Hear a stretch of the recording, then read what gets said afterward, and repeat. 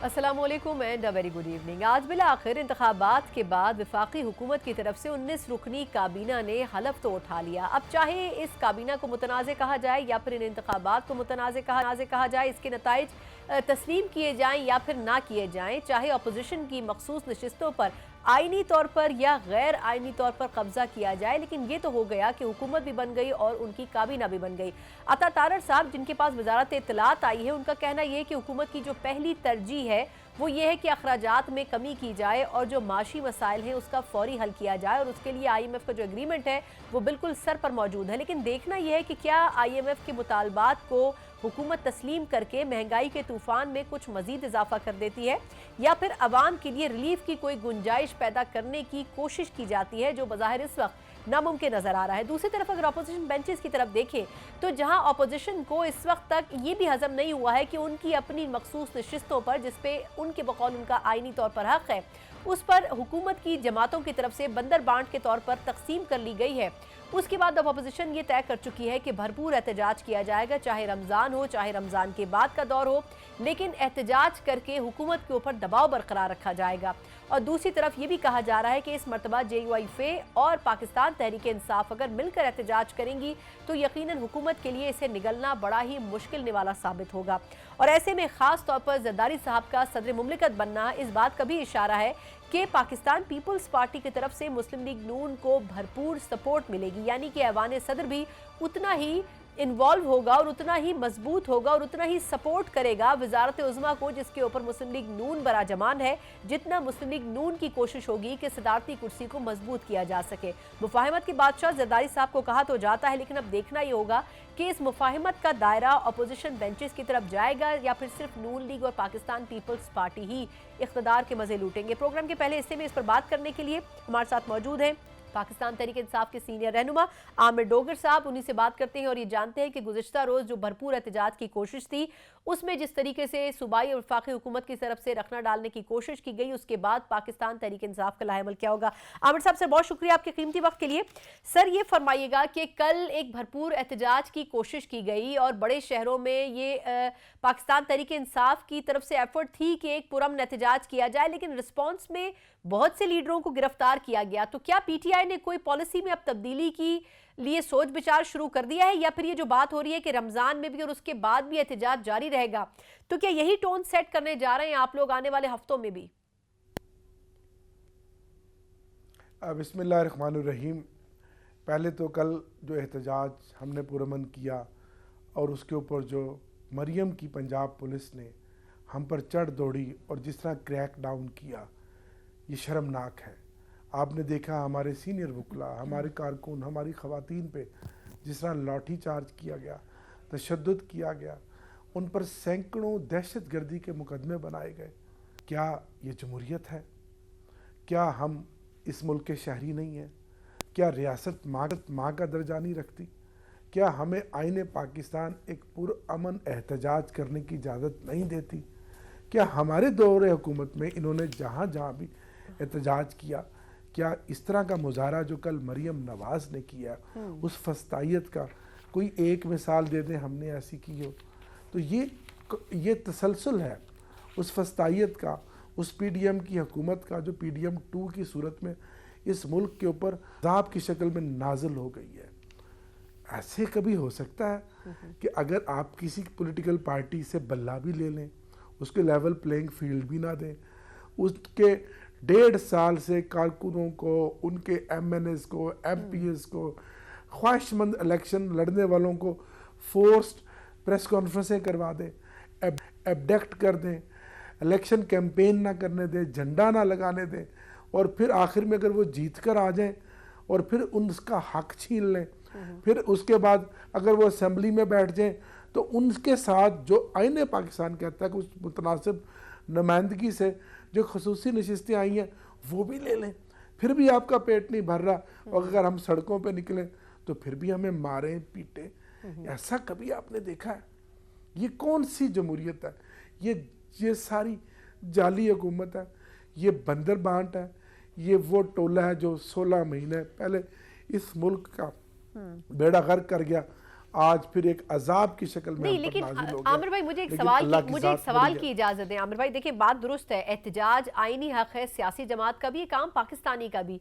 लेकिन इस वक्त जो मुल्क को दरपेश चैलेंजेस हैं उसको अगर मद्देनजर रखा जाए, ये एक अच्छा फैसला है कि पाकिस्तान तहरीक इंसाफ पार्लियामेंट में मौजूद है। लेकिन क्या ही बेहतर हो कि पार्लिमानी उमूर को मद्देनजर रखते हुए वो एहतजाज पार्लियामेंट फ्लोर से शुरू किया जाए। सड़कों पर एहतजाज करने से आपको लगता है कि जो माशी चैलेंजेस हैं उनमें रुकावट पैदा नहीं होगी उनके हल में? देखिए, पार्लिमानी अमूर पार्लियामेंट में हम गए, हमने प्रोटेस्ट के साथ प्राइम मिनिस्टर का इलेक्शन लड़ा, बिल्कुल। मैंने खुद स्पीकर का लड़ा, डिप्टी स्पीकर का लड़ा। वहाँ क्या किया, देखिए ताली एक हाथ से नहीं बजती। वहाँ हमारे हलकों में 16 हलकों में रिकाउंटिंग शुरू करवा दी। कल 2 नोटिफिकेशन हमारे इलेक्टेड एमएनए जो प्राइम मिनिस्टर का, स्पीकर का वोट दे चुके हैं। कल परसों जो इजलास आ रहा है उसमें 2 एमएनएस को डी सीट करके उनका हल्फ करवा रहे हैं। 3 हमारी कौमी असम्बली के हलकों का नोटिफिकेशन आज दिन तक रोके हुए। फिर उसके बाद आप बात करती हैं कि जी मुल्क के अंदर जो दरपेश चैलेंजेस हैं, फिर हमारी जो सीटें हैं वो इनको पता है, बच्चे बच्चे को पता है कि वो सीटें हमें मिलनी हैं। चले फर्ज किया मेरी बहन हमें नहीं भी मिल रही, आपने तो अपनी सीटें कंज्यूम कर ली। आपकी अगर 40 कौमी असम्बली की सीटें आई थी उसके अगेंस्ट जितना आपका प्रपोर्शन बनता था आप तो वो कंज्यूम कर चुके हैं। वो सीटें खाली चली जाएं, रिजर्व में रहे या ता वक्त सुप्रीम कोर्ट तक का फैसला हो, आप नहीं उस पर हल्फ लटवा सकते। आपका पेट ही नहीं भर रहा। फिर हमारी आज 10 महीने हो गया, इतनी बड़ी तादाद में मुझे अपनी सियासी ज़िंदगी में याद नहीं है कि ख़वातीन जेलों में हो, हमारे सैकड़ों लोग जेलों में हो। कल भी आपने सैकड़ों दहशतगर्दी के मुकदमे बनाए। हुकूमत हमेशा आगे बढ़ती है, हुकूमत आगे बढ़ती है, हुकूमत रियासत माँ का दर्जा। अच्छा, लेकिन आमिर भाई मुझे आपकी मौजूदगी, नहीं आप ठीक कह रहे हैं मुझे, लेकिन आपकी मौजूदगी से ना मुझे कुछ सवाल और भी करने की इजाजत देना आपसे, ताकि थोड़ा सा पॉइंट ऑफ व्यू भी क्लियर हो जाए। देखिए महमूद, आपने जैसे कहा अभी कि वजीर आजम के लिए इलेक्शन में भी अपोजिशन ने कंटेस्ट किया, स्पीकर के लिए भी किया। अच्छा, अब महमूद अचकज़ई साहब भी अपोजिशन के कंबाइंड कैंडिडेट थे, लेकिन उन्होंने उस इलेक्शन के नताइज को जो सदारती था तस्लीम किया। उन्होंने कहा जी इससे पहले ना कभी ऐसा हुआ और ये सबसे ज़्यादा जस्टिफाइड ट्रांसपेरेंट जो थी वो वोटिंग थी, लेकिन बाकी अपोजिशन ने इसको तस्लीम नहीं किया। तो क्या ये समझा जाए कि अपोजिशन खुद किसी एक पॉइंट पे यकसू नहीं है? वजह क्या है कि वो एक अलग बात कर रहे हैं, आप ही के कैंडिडेट हैं, लेकिन आपकी जमात कुछ और बात कर रही है? नहीं, इसमें 2 बातें। जी जी। स्पीकर का इलेक्शन मैंने लड़ा, मुझे 92 वोट मिले, अयाज सादिक साहब को 199 वोट मिले। वो जो हाउस के अंदर जो वोट मिले उसमें तो कोई एतराज़ नहीं है, लेकिन मेरा पॉइंट ऑफ व्यू है कि मेरे 92 फार्म 45 है, आपके 192 फार्म 47 और 7 जमाते हैं, आपकी 20 एमएनएज हैं। मैं आपको बड़े वसूख के साथ कह सकता हूँ 18 से 20 कौमी असम्बली की सीटें हैं जो PMLN ने जीती हैं। उस 20 सीटों जीतने वाली को आज आपने 123 सीटें दे दी। इतना बड़ा जुल्म पाकिस्तान के 70 सालों में होगा। और अभी आप पंजाब की जो हमारी कौमी असम्बली की 12-14 सीटें बनती हैं वो भी 2 दिन के बाद देने जा रहे हैं। फिर उसके बाद कराची के अंदर किसी हलके में MQM दूसरे नंबर पे भी नहीं है, तीसरे या चौथे नंबर पर है। 5-6 हज़ार वोट लेने वालों को आपने कौमी असम्बली में बिठा दिया। हम उसकी 8 फरवरी के इलेक्शन की बात करते हैं।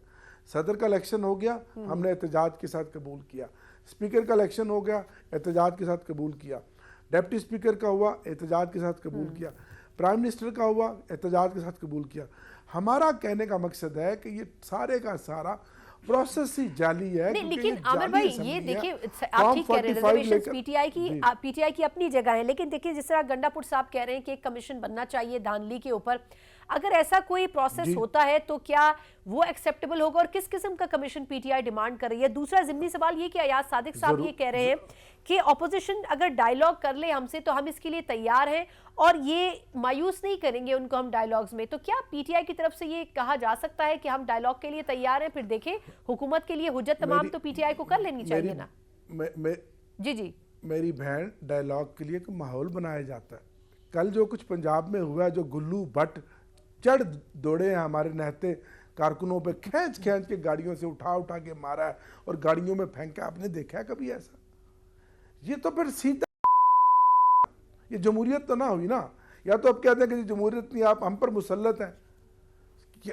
देखें, डायलॉग के लिए कोई माहौल बनता है, कोई जेस्चर होता है। एक तरफ हमें मार मार के आपने दीवार के साथ लगाया हुआ, तो आप क्या कहते हैं, हम इससे डर जाएंगे, घबरा जाएंगे? हम तो आग का दरिया क्रॉस करके आए हैं।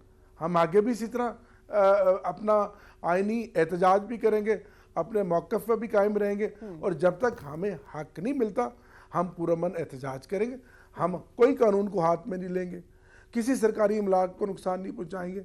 और हम तो ये भी कहते हैं कि 9 मई में जो लोग वाक़यातन शरीक थे उनको कानून के मुताबिक सजाएं दें, बाकियों का क्या कसूर है? नहीं, बिल्कुल ठीक है। जो सियासी कैदी हैं हर शहर में उनको सजा नहीं मिलनी चाहिए। हाँ, लेकिन ये अब असद कैसर साहब, आमिर भाई फरमा रहे हैं कि अगर मोहसिन नकवी साहब को वजारत दाखिला दी जाती है तो फिर कोई बातचीत नहीं की जाएगी हुकूमत के साथ। इसका मतलब यह है कि जो बातचीत की जो ऑप्शन है वो अभी तो मौजूद है, लेकिन क्या वाकई फिर ये सही बात है कि अगर मोहसिन साहब को दी जाती है वजारत तो फिर बिल्कुल दरवाजे बंद हो जाएंगे? देखिए, मोहसिन नकवी साहब को नवाजा गया, वो निगरान हुकूमत जो उन्होंने की, और जो पंजाब के अंदर जो हालात उन्होंने पैदा किए, और जो उन्होंने PMLN को जितवाया, फैसिलिटेट किया, वो 1.5 दिन, एक इलेक्शन 8 तारीख का था, एक 9 तारीख का था, वो सारा किसके साए तले हुआ? मोहसिन नकवी के तले हुए। आपने उसको उठाया और उठाकर आपने उसको चेयरमैन PCB बना दिया, आज आपने उसको वजीर दाखिला बना दिया, और अच्छा मैसेज दिया। ये जो 8-8, 9-9 दफ़ा मेरे बुजुर्ग बाबे जीत कर आए थे, उनके ऊपर अच्छा मैसेज दिया कि वो जिसको कहते हैं ना, वो था ना कि सब पर भारी तो जरदारी था ही था, आज मोहसिन नकवी सब पर भारी है। अच्छा मैसेज दिया कि कहाँ का इश्क और वफा का ऐसी जब सर फोड़ नहीं ठहरे। ये अच्छा मैसेज है, ये इन पे अच्छा मैसेज है। इसी तरह वजीर दाखिला थे सरफराज बुगटी साहब, आपने उनको वो सेनेटर लगा दिया, वो वजीर दाखिला भी थे, वो सेनेटर भी थे, वो वजीर दाखिला लगा दिया। यानी कि आइन और कानून की तो अपने धज्जियां उड़ा दी। हम तो सुनते थे, हम उसको चैलेंज भी करने जा रहे हैं कि जो निगरान वजीर होगा, बिल्कुल वो कोई ओहदा नहीं ले सकता, निगरान सेटअप का कोई भी शख्स बिल्कुल ओहदा नहीं लेगा, वो 2 साल कोई इलेक्शन नहीं लड़ सकेगा। तो इनको वो नवाजिशात इनको उस नौकरी की अवज़ दी गई है, जो नौकरी इनको तहरीक इंसाफ को दीवार में लगवाने के, उनको हरवाने की दी गई। लेकिन अवाम के दिलों में तो आज भी तहरीक इंसाफ है। अच्छा, लेकिन आमिर भाई वो ठीक है आपकी बात, अवाम के दिलों में तो है। गैलब सर्वे भी आपकी नज़र से अगर गुजरा हो तो उसमें नजर आ रहा है कि जो नौजवान हैं उनका रुझान PTI की तरफ ज्यादा रहा इस मरतबा। लेकिन ये बताएं कि अब एहतजाज तो करेंगे, JUI फे की जो मैन पावर है, जो स्ट्रीट पावर है, वो भी अगर ऐड हो जाएगी PTI के साथ तो ये एहतजाज बड़ा पुरजोर होगा। तो क्या JUI फे के साथ कोई बातचीत हो रही है? क्योंकि वो भी कह चुके हैं कि हम रमज़ान के बाद सड़कों पर होंगे, रैलीज, एहतजाज सब कुछ करेंगे। बड़ा क्रेडिट है PTI का अगर वो अपोजिशन बेंचेस में PTI के साथ जमात मौजूद है। तो इस पे कुछ गौर गौस किया जा रहा है क्या PTI की तरफ से? PTI आज पाकिस्तान की सबसे मकबूल तरीन जमात है। PTI स्ट्रीट पावर्स रखती है, ये सबको पता है, सब कुछ करके देख लिया है, सबको पता है कि PTI के लोगों ने पूरे पाकिस्तान में कितने वोट लिए हैं। आज अगर हमें लेवल प्लेइंग फील्ड होती तो 2/3 मेजॉरिटी होती, सिंगल लार्जर पार्टी होती चारों सूबों में और मरकज़ में, हम मजबूत अपोजिशन होंगे, हम सड़कों पे अपोजिशन करेंगे, हम इनको दिखाएंगे कि अपोजिशन क्या होती है और इनको बताएंगे कि अपोजिशन क्या होती है। या फिर सीधी तरह हमारा मुतालबा है कि हमारे जो मैंडेट चुराया वो हमें वापस दें, उसका नितारा करें। अगर हमारा मुतालबा गलत हो तो आप रिजेक्ट कर दें। ना हमारी बात सुन रही है, ECP ने तो हद कर दी जानबदारी की, उसने तो अपनी 70 साल में जो कोई साख बनी थी वो भी तबाह कर दी। अब कहाँ जाएं हम, बताएं आप। अच्छा, ये बताइएगा कि पास जाके अपना रोना नहीं, लेकिन आईनी कानूनी तौर पर तो अपना मुकदमा PTI लड़ रही है मुख्तलिफ कोर्ट्स में दरखास्तों की सूरत में। अच्छा, ये बताएं कि क्या मुस्लिम लीग नून, पीपल्स पार्टी, MQM, ये कहा जा रहा है कि असद कैसर साहब ने कहा कि जी इन 3 जमातों के अलावा बाकी सबसे जो बानी चेयरमैन हैं उन्होंने कहा है कि मुज़ाकरात किए जा सकते हैं। तो अब उन जमातों से अगर मुज़ाकरात होंगे तो वो किस हवाले से होंगे? सिर्फ इलेक्शन में धांधली के हवाले से होंगे या कुछ और भी उसमें डिस्कस किया जा सकता है? इलेक्शन में धांधली, rule of law, electoral reforms और इस मुल्क में एक साफ शफाफ इलेक्शन जो कि मुझे फौरी होता हुआ नजर आ रहा है अनकरीब। नहीं, ये कैसे चलाएंगे ऐसी कैसे हुकूमत? आपको आपने होता हुआ आसिफ नजर आ जरदारी रहा है? साहब की बात अभी की। अभी तो इलेक्शन हुआ है, तो इतने तो पैसे भी नहीं है हुकूमत के पास। 50 अरब रुपए पहले ही इलेक्शन पे लग गए। तो अगर 50 अरब जो लगाए हैं हाँ। और सबको पता था कि यही रिजल्ट आना, तो लगाने की जरूरत ही नहीं थी, ऐसे ही चलाई जाते। मोहसिन नकवी पहले लाहौर में था, अब इस्लामाबाद में आके क्या फ़र्क आ गया? ठीक। आसिफ जरदारी की हुकूमत पहले भी बैठी थी, पहले भी पंजाब के अंदर इन्हीं की हुकूमत थी। सरफराज बुगटी पहले भी वहीं बैठा था, अब पहले भी बाप की हुकूमत थी, अब भी वहाँ उन्हीं की हुकूमत है। क्या चेंज क्या आई है? तब्दीली क्या आई है? अवाम को बेवकूफ़ बनाया, अवाम को पागल बनाया। अवाम पागल बनने वाले नहीं है। ठीक। अवाम समझ गए हैं, अवाम में शऊर आ गया, अवाम ने खौफ के बुत तोड़ दिए। ये क्रेडिट है इमरान खान का। अच्छा, लेकिन 16 सालों में उसने नहीं, लोगों को लेकिन शऊर आमिर दे भाई, दिया। अब एक दो स्टेटमेंट से मैं जरा चाहूंगी आपसे, उस पर बड़े दिलचस्प में आपसे कमेंट उस पर ले लूँ। ये बताएं कि फवाद चौधरी साहब आपके रुफ़का में से रहे हैं, आपकी जमात में रहे हैं, उन्होंने बड़ी इंपॉर्टेंट बात की। उन्होंने कहा कि जो शहबाज शरीफ साहब है, अगर मौलाना फजलुर रहमान साहब को मैनेज नहीं कर सके तो फिर ये हुकूमत नहीं चल सकेगी। आपके ख्याल में मैनेज करने से क्या मुराद है उनकी? और क्या JUI फे अगर PTI के साथ आ जाती है तो क्या मजबूत ज्यादा हो जाएगी अपोजिशन? मैनेज करने से क्या उनकी मुराद है? अगर आप थोड़ा सा इस पे इज़हार ख्याल कर सकें। देखिए JUI आ जाए एक नुक्ते पे तो जी। सो बिस्मिल्लाह, अगर ना आए तो फिर हम PTI तो हम हैं ही है ना। हमने तो देखा ना, हमारे लिए तो जिसको कहते हैं ना, हमने तो आग का दरिया और कूद कर और डूब कर जाना है। एक दरिया पहले अबूर करके आए, आगे फिर एक दरिया खड़ा हुआ। हम तो उस वक्त तक हमारे लीडर इमरान खान को रिहा किया जाए, हमारे असीरान को रिहा किया जाए। चौधरी परवेज़ इलाही साहब हैं, शाह महमूद कुरैशी साहब हैं, उसमें हमारे गवर्नर चीमा साहब हैं, उसमें चौधरी इजाज साहब हैं, मियाँ महमूद रशीद साहब हैं, यास्मीन राशिद साहिबा है, आलिया हमजा साहिबा है, सनम जावेद है, आयशा भुट्टा है, और सैकड़ों हमारे कारकुन और ओहदेदार MPS खवातीन हैं जिनको कमोबेश 1 साल होने को है। बिल्कुल ना अदालतें सुनती हैं, ना उनकी जमानतें लगती हैं, ना बेंच बनते हैं, बेंच रात को टूट जाते हैं। लेकिन एक मसला मैंने देखा। नहीं, बिल्कुल ठीक कह रहे हैं आप, लेकिन केसेस तो वो फेस कर रहे हैं। लेकिन एक मसला जो और दरपेश हो सकता है अपोजिशन को, कहने वालों की ये भी राय है कि जरदारी साहब अब सदर मुमलिकत बन गए हैं तो मुफाहिमत के बादशाह तो उनको समझा जाता है, लेकिन अगर वो अब सदर की कुर्सी पर आ चुके हैं तो 5 साल ये हुकूमत कहीं नहीं जाने वाली। आप कह रहे हैं कि अगले इलेक्शन की तरफ हम जाते हुए नजर आ रहे हैं, जबकि अभी 1 महीना भी शायद बमुश्किल हुआ है इलेक्शन को हुए हुए। तो जरदारी साहब के होते हुए आपको लगता है इस हुकूमत को आप तोड़ सकेंगे? बैठ के जी सदर की कुर्सी पे बैठ के जिस तरह वो हंसते हैं और दांत निकालते हैं, डुगडुगी बजाएंगे और तमाशा देखेंगे मुस्लिम लीग नवाज का ऊपर बैठ के।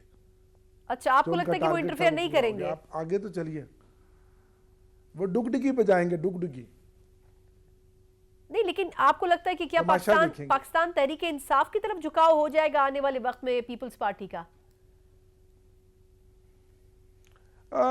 पॉलिटिकली अगर वो फैसला करें तो हो सकता है, कोई चीज़ भी नामुमकिन नहीं है।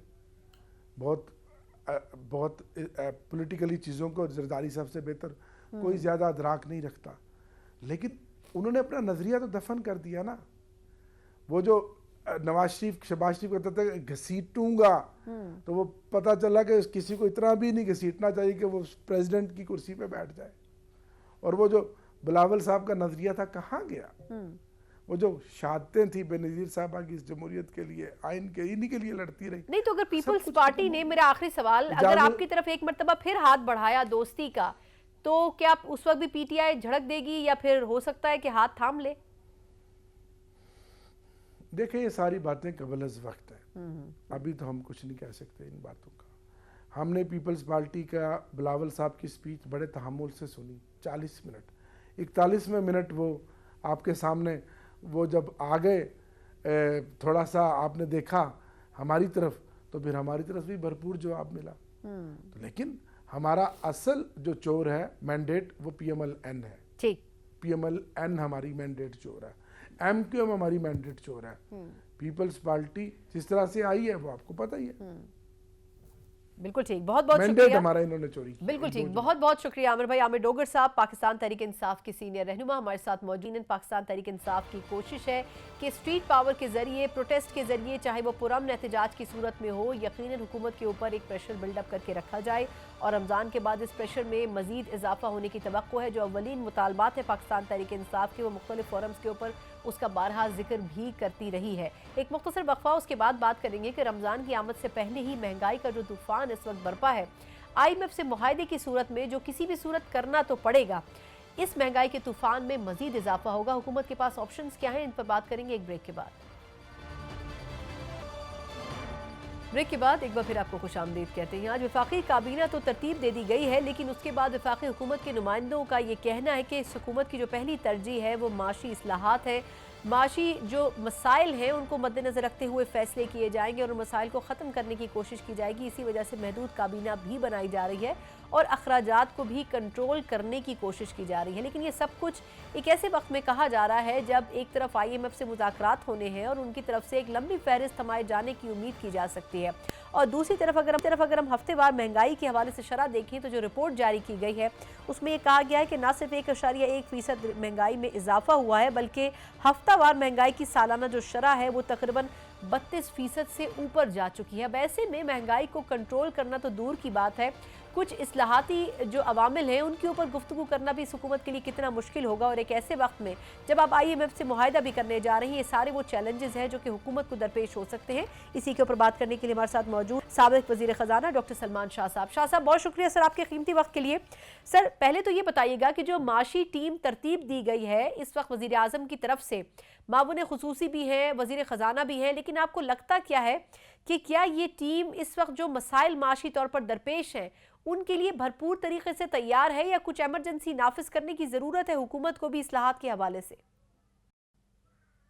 देखें, एक चीज़ तो बड़ी क्लियर है कि हमें पूरी तरह से अंडरस्टैंडिंग होनी चाहिए कि हमारी जो इकोनॉमिक सिचुएशन है, ये पाकिस्तान की तारीख में इससे बदतर सिचुएशन कभी भी नहीं हुई। तो ये तो आपका स्टार्टिंग पॉइंट है।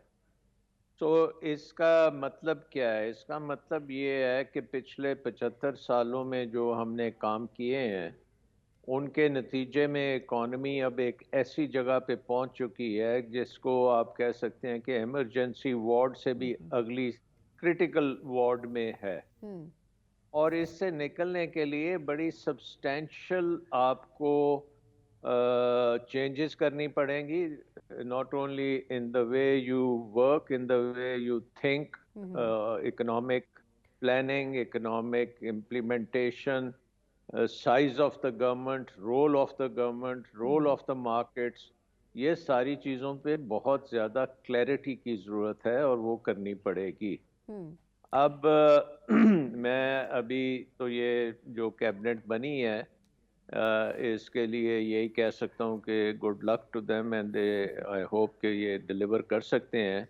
लेकिन कोई नए आइडियाज़ ये ला सकेंगे, नए तरीके कर सकेंगे, वो हमें सिर्फ वक्त ही बताएगा कि ये क्या पिछले जो इनका एक्सपीरियंस है उसी तरह करेंगे या बिल्कुल रेडिकली नया सिस्टम बनाएंगे। और वो जो रेडिकल नया सिस्टम बनाना है वो मेरी नज़र में सबसे इम्पोर्टेंट जो चीज़ है, जो आपने भी ज़रा इंट्रोडक्शन में थोड़ी सी इंट्रोडक्शन में दी थी, इशारा उस तरफ किया था, वो ये है कि हमें ड्रामेटिकली अपने अखराजात कम करने पड़ेंगे हुकूमत के। सो पब्लिक सेक्टर की जो खर्चे हैं वो हमें स्लैश करने पड़ेंगे।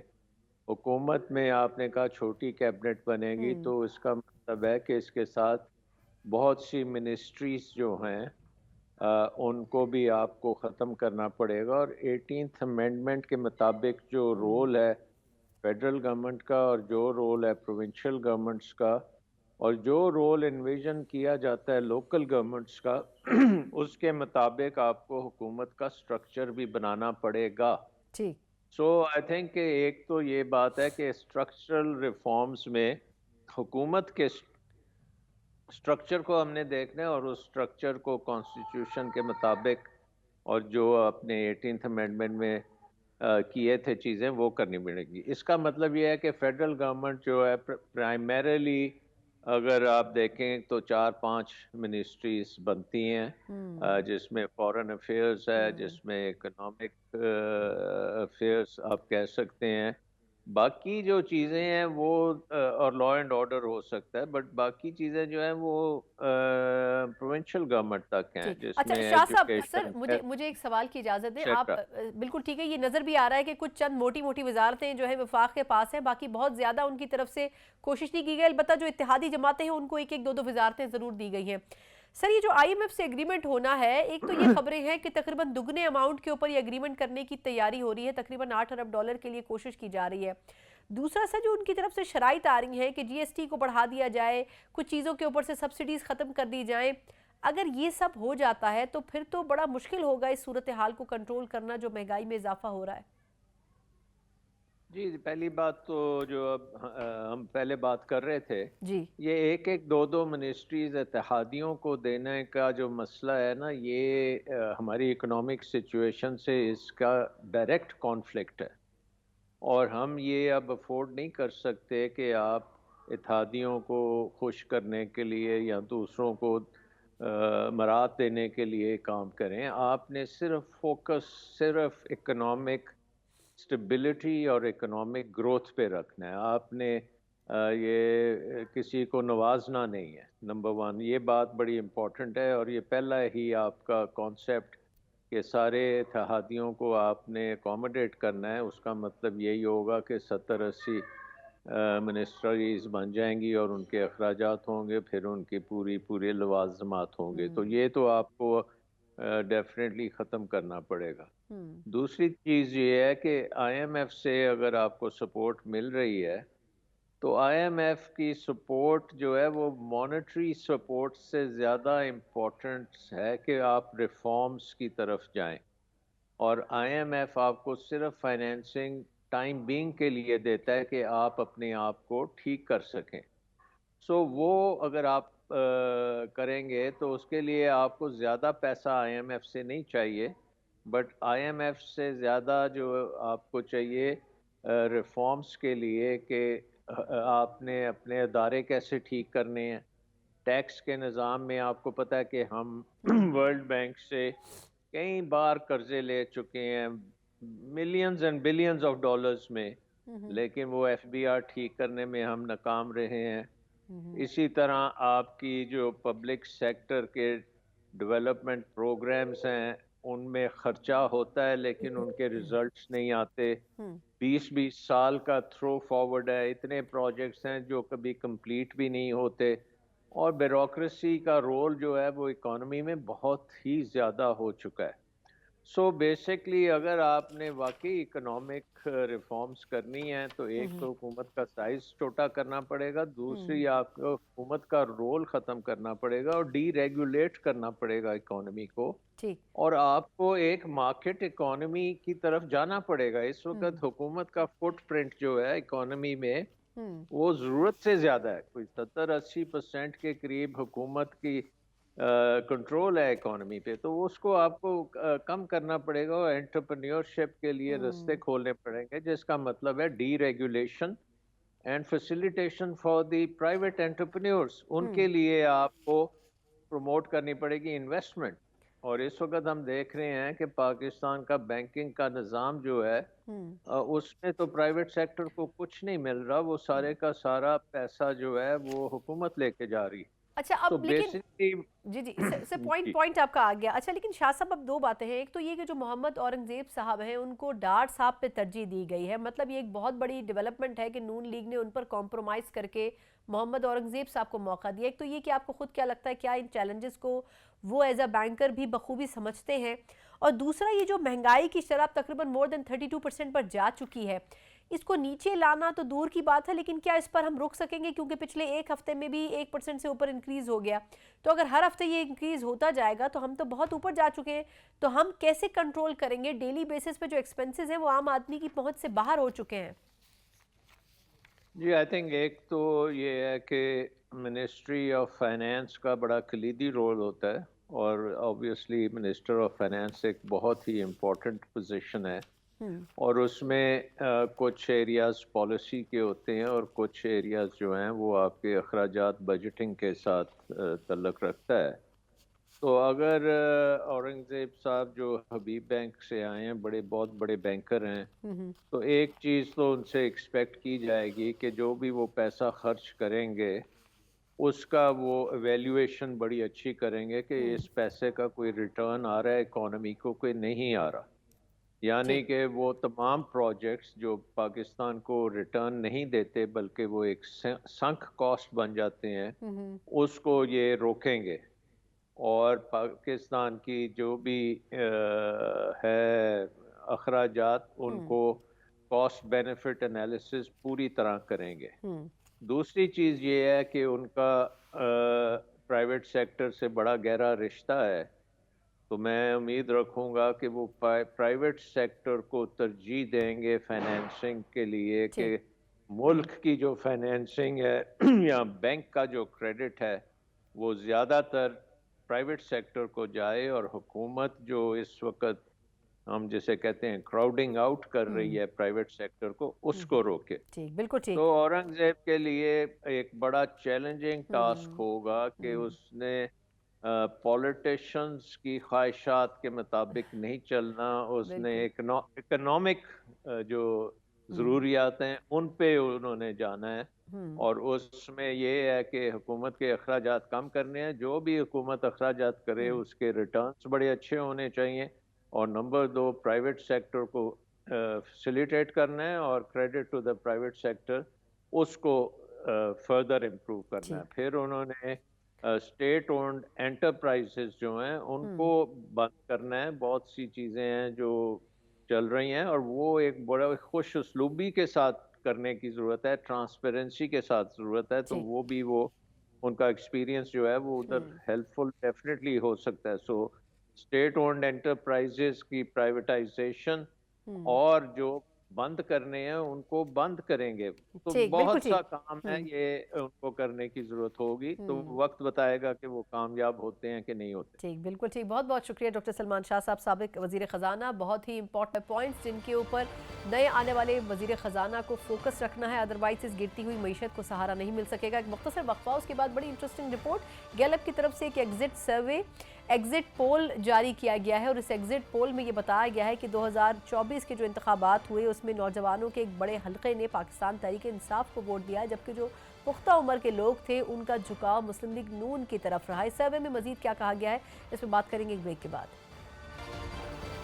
ब्रेक के बाद एक बार फिर आपको खुशामदीद कहते हैं। इंतखाबात तो ख़त्म हो गए, लेकिन इंतखाबात के बाद अब तक उस हवाले से जो हवाएं गर्दिश करती रही, जो लोगों की तरफ से रिएक्शन आता रहा, उसके ऊपर अभी तक बातचीत की जा रही है, सर्वेस किए जा रहे हैं। पिछले दिनों गैलप की तरफ से एक बड़ा दिलचस्प सर्वे सामने आया, जिसमें यह कहा गया कि इस मरतबा इलेक्शन में, यानी कि 2024 के इंतखाबात में, नौजवानों की तरफ से PTI को वोट ज़्यादा पड़ा, जबकि जो पुख्ता उम्र के अफराद थे उनकी तरफ से नून लीग को तरजीह दी गई। बड़े दिलचस्प आदाद शुमार इस हवाले से सामने आए हैं कि बरादरियों के हवाले से जो वोट बैंक होता है उसमें पिछले इंतखाबात की मुनासबत से कमी आई है, जबकि इस मरतबा नौजवानों ने खुलकर अपनी मर्जी से वोट डाला, और वो 50% से जायद के करीब नौजवान थे। यकीनन उसमें तब्दीली का इशारा नजर आ रहा है जो नताइज सामने आए हैं, लेकिन इन डिटेल इस सर्वे में क्या कुछ कहा गया है, और क्या अगले आने वाले इंतखाबात को इसी की मुनासबत से पॉलिटिकल पार्टीज को देखना चाहिए, इसके ऊपर बात करने के लिए हमारे साथ मौजूद है executive director Gallup Bilal Gilani साहब। सर, बहुत शुक्रिया आपके कीमती वक्त के लिए। सर, बड़ा ही दिलचस्प सर्वे है और बड़े ही हैरानकुन इसके अंदर फिगर्स हैं। ये अलग बात है कि हमारे हर सर्वे को कंट्रोवर्शियल कर दिया जाता है, लेकिन अगर आप तफसीलन बता सकें कि किन मंदरजात को सामने रखते हुए ये सर्वे तरतीब दिया गया, और इससे नतीजा क्या अखज़ किया जा सकता है। जी, बहुत शुक्रिया आपने बुलाया इस इम्पोर्टेंट इशू के ऊपर।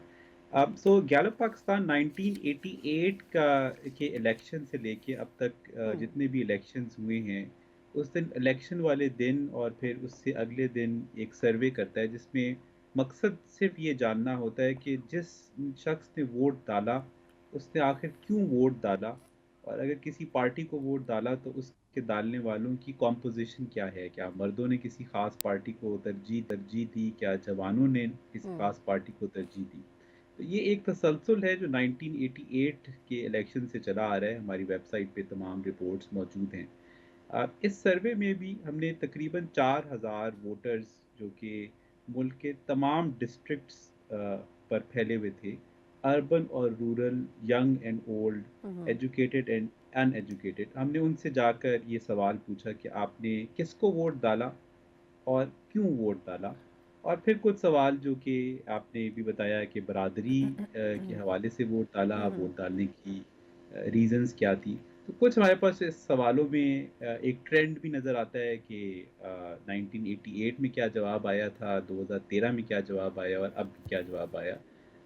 और उसमें आई थिंक इम्पोर्टेंट फैक्टर्स वही हैं जो आपने भी पॉइंट आउट किए कि यंग जो 18 से 24 साल जो पहली दफ़ा वोट डाल रहे थे और जो दूसरी दफ़ा वोट डाल रहे थे यानी 25 साल से 29 साल की यंग लोगों में एक हमें चेंज नज़र आया जो कि हम जिसको क्लासिफाई करें कि अच्छा गिलानी नई साहब, वोटर। माजरत आपकी बात मैं काट रही हूँ, लेकिन अगर मरहलावार चले तो हमें भी समझने में आसानी होगी। देखिए, जो इसमें 18 से 24 साल की उम्र के लोग थे, पहली दफ़ा वोट डाल रहे थे, इसमें जो मेजॉरिटी है, अगर मुझे परसेंटेज वाइज बता सकें तो हम भी समझ सकेंगे, क्योंकि ये तो वो लोग हैं जो कि हाई स्कूल में पढ़ते हैं या बैचलर्स में पढ़ रहे होते हैं, अगर मैं डिग्री वाइज कंसिडर करूँ। तो इसमें क्या ट्रेंड आपको नज़र आया, स्पेशली अर्बन सिटीज़ में? जी, बिल्कुल। 18 से 24 साल की उम्र के जो अफ़राद हैं, उनमें एक चीज़ जो हमें सबसे इम्पॉर्टेंट नज़र आई, वो ये कि 2018 के इलेक्शन से अगर इसको हम कंपेयर करें, तो उनमें जो टर्नआउट था, उसकी रेशो में सिग्निफ़िकेंट इज़ाफ़ा हुआ। 2018 में 37% इस क्लास के, इस एज के जो लोग थे, उन्होंने वोट डाला और इस दफ़ा 48% ऑफ देम ने वोट डाला। ठीक। हालाँकि मुल्क में टर्नआउट में कमी हुई, मगर इस तबके में जवानों में पहली दफ़ा वोट डालने वालों में इज़ाफ़ा हुआ जिन्होंने वोट ज़्यादा डाला। दूसरा जो चीज़ हमें देखने में मिली वो ये कि इस particular new class of voter में फर्स्ट टाइम वोटर में जो पीटीआई की मकबूलियत है वो दूसरी जमातों से सिग्निफिकेंटली ज़्यादा है। तो 38% जो पहली दफ़ा वोट डालने वाले थे, 38% ने पाकिस्तान तहरीक-ए-इंसाफ को वोट डाला और सिर्फ 22% ने मुस्लिम लीग नून को वोट डाला। तो दूसरा एक जो इम्पोर्टेंट इशारिया यहाँ से हमें नज़र आता है। और तीसरा ये कि इस क्लास में अगर सिर्फ हाई स्कूल की एजुकेशन हो, यानी 18 से 24 साल की उम्र हो और हाई स्कूल एजुकेशन भी हो, तो फिर ये गैप और भी ज़्यादा हो जाता है, जिसकी वजह से हमें ऐसा महसूस होता है कि इस एजुकेटेड क्लास में पाकिस्तान तहरीक इंसाफ के लिए एक सॉफ्ट कॉर्नर सिग्निफिकेंटली ज़्यादा पाया जाता है बाकी एज ग्रुप्स और बाकी एजुकेशन क्लासेस से। ठीक, बिल्कुल ठीक। अच्छा, एक और पॉइंट जिस पे मैं आपकी राय चाहूँगी, इसमें ये भी मौजूद है कि जो नौजवान वोटर्स का टर्न आउट है वो गुज़िश्ता इंतखाबात के मुकाबले में 11% बढ़ा, जिसका ऑब्वियसली फ़ायदा पीटीआई को हुआ। अब जिस तरह 18 से 24 साल की उम्र के जो 38% लोग थे, उन्होंने इस मरतबा वोट दिया, लास्ट इलेक्शन में 35% थी, लेकिन सर 11% बढ़ा, तो ये बहुत ज़्यादा फिगर तो कंसिडर नहीं होगा, या आपके ख्याल में अगर इलेक्शन के डेटा को सामने रखें तो उस लिहाज से 11% से बहुत फ़र्क पड़ता है? जी, बिल्कुल। जो यूथ पे टर्नआउट है, ये हमेशा आज से जितने पहले हमने इलेक्शंस को मॉनिटर किया है, यूथ का टर्नआउट आम जो बाकी अवामी जो सेगमेंट्स हैं उनसे सिग्निफिकेंटली कम रहा है। मसलन 2013 में 55% टर्नआउट था मुल्क भर में और जवानों में ये टर्नआउट सिर्फ 26% था।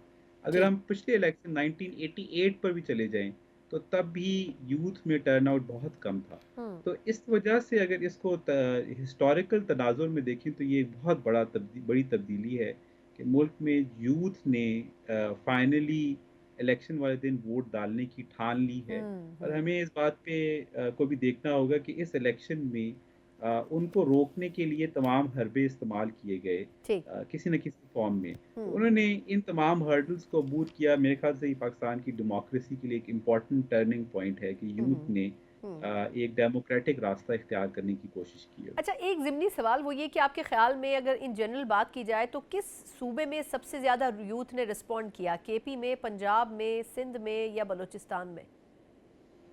जी, आई थिंक केपी और पंजाब में जो यूथ की जो टर्नआउट था वो हमारे ख्याल से सबसे ज़्यादा रहा। सिंध और बलूचिस्तान में उतना नहीं रहा जितना इन दो सूबों में है।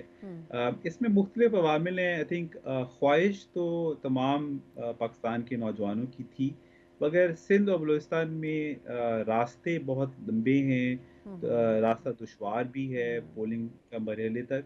तो उन दो सूबों में जो कमी रही उसकी वजह शायद नौजवानों की इंक्लिनेशन नहीं थी, बल्कि एक लॉजिस्टिकल रीज़न था। अच्छा बिलाल साहब, सर आपने भी बलूचिस्तान का भी हवाला दिया, तो एक बरादरी सिस्टम भी एक ऐसा मसला है जो कि बलूचिस्तान में खैर बहुत ज़्यादा है, सिंध में भी किसी न किसी हद तक है, जो इंटीरियर सिंध है। तो बरादरी सिस्टम के हवाले से इसमें जो फिगर्स कोट किए जा रहे हैं वो ये है, तकरीबन 52% जो है वो माजी में रहा, इस मरतबा 45% लोग थे जिन्होंने बरादरी सिस्टम पे किया, लेकिन फिर भी 45% भी कोई छोटा फिगर नहीं है कि जो हाफ तकरीबन परसेंटेज है वो बरादरी के नाम के ऊपर वोट दिया जा रहा है। तो सर ये कितना बड़ा इस हवाले से एक मसला है जो कि दरपेश है? क्या ये बेनिफिशियल सियासी जमातों को है या फिर ये आवाम के लिए भी इसमें कुछ बेहतरी की कोई गुंजाइश है?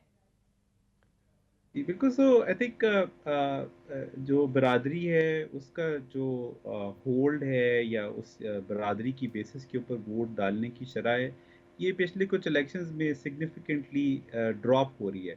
मगर आज भी जैसे आपने कहा थे 48% ने हमें ये कहा कि बरादरी ने मिलकर डिसाइड किया कि किसको वोट डालना है। तो मेरे ख्याल से पाकिस्तानी डेमोक्रेसी जो है उसकी को उसमें एक कलेक्टिव वोट कि तमाम लोग मिलजुल कर एक फ़ैसला करें और फिर उसके बारे में एक राय कायम कर लें। और ये एक पाकिस्तानी स्टाइल ऑफ डेमोक्रेसी है जो कि अभी तक कंटिन्यू कर रही है। मैं इसको ज़रूरी नहीं है कि इसको गलत या बात समझा जाए। आई थिंक अगर तमाम अफराद की राय को अहमियत दी जाए, मर्द और ख़वातीन की राय को अहमियत दी जाए, यंग एंड ओल्ड की राय को अहमियत दी जाए और फिर बरादरी इन तमाम फैक्टर्स को रखते हुए कोई फ़ैसला कर ले कलेक्टिवली, तो शायद इसमें कोई बहुत बड़ी खामी भी नहीं है। और ये ठीक। पाकिस्तानी एक सोशल नॉर्म की तरह से है और उसको हम उस तनाजुर में देख सकते हैं। बिल्कुल ठीक। अच्छा गिलानी साहब से लास्टली मुझे बस अगर इसको कंक्लूड हम कर सकें कि ये जो फिगर्स आए हैं सर, अगले इलेक्शन में हम क्या प्रेडिक्ट कर सकते हैं कि क्या उसमें भी ऑब्वियसली 18 से 24 साल की उम्र के और भी बच्चे इंडक्ट होंगे, उसमें बरादरी सिस्टम में और भी हो सकता है परसेंटेज डाउन जाए, तो आपके ख्याल में ये फिगर्स क्या अब मैसेज दे रहे हैं पॉलिटिकल पार्टीज़ को? और स्पेशली प्राइमरी, आपको क्या लगता है कि प्राइमरी मैसेज किन पॉलिटिकल पार्टीज़ के लिए है, बेहतर या नेगेटिव अंदाज में? बिल्कुल। सो आई थिंक पाकिस्तान तब्दील हो रहा है। मेरे ख्याल से पाकिस्तान बेहतर हो रहा है। नौजवान उस तब्दीली को लीड कर रहे हैं। वो पुरानी तर्ज हुकूमत और पुरानी तर्ज सियासत से इख्तलाफ रखते हैं, इसीलिए वो बरादरियों से और बरादरियों के डिसीजन से रिवोल्ट भी कर रहे हैं। ठीक। तो आने वाले इलेक्शंस जो हैं उनमें जो पुरानी पॉलिटिकल पार्टीज हैं उनको ये देखना होगा कि इन नौजवानों को हम कैसे कन्विंस कर सकते हैं। ना सिर्फ कन्विंस कर सकते हैं बल्कि इनको हमें अपनी सियासी जमातों में शामिल भी करना है, उनको सियासी ओहदे भी देने हैं, उन्हें हुकूमत का भी हिस्सा बनाना है। अदरवाइज़ ये जो हमें टर्नआउट में इजाफा नज़र आया है ये एक नाउमीदी का बाइस भी बन सकता है, जिसके बाद हो सकता है कि टर्नआउट दोबारा कम हो जाए। अभी नौजवान मुल्क की हुक्मरानी में हिस्सा डालना चाहते हैं। अगर हमने उनके दरवाजे बंद कर दिए तो हो सकता है वो दरवाजे तोड़कर इस हुक्मरानी को हासिल करने की कोशिश करें, जो कि एक जमहूरी तरीका नहीं है। बिल्कुल ठीक। बहुत बहुत शुक्रिया ज़बरदस्त बात के साथ जो आपने अपनी गुफ्तगू पे की है। बिलाल गिलानी साहब एग्जीक्यूटिव डायरेक्टर गैलेप हमारे साथ मौजूद थे। यकीनन ये जो सर्वे है एग्जिट पोल के नताइज तो हैं, लेकिन इससे आपको जो फील है पाकिस्तानी अवाम की जो पल्स है उसका अंदाज़ा बखूबी हो सकता है, चाहे पाकिस्तान की पुरानी जमातें हों या फिर पाकिस्तान तहरीक इंसाफ जो कि पिछली एक दिहाई से मंजर आम पर आई है। यकीनन इन नताइज के हवाले से नतीजा अखज़ किया जा सकता है कि नौजवानों का जहन आखिर क्या सोच रखता है। इसी की मुनासबत से आपको ना सिर्फ ये कि डिलीवर भी करना होगा, गवर्नेंस भी करनी होगी और हुकूमत को बेहतर अंदाज में चलाना भी होगा। इसी नोट के साथ प्रोग्राम से मुझे इजाज़त दीजिए। अल्लाह हाफ़िज़।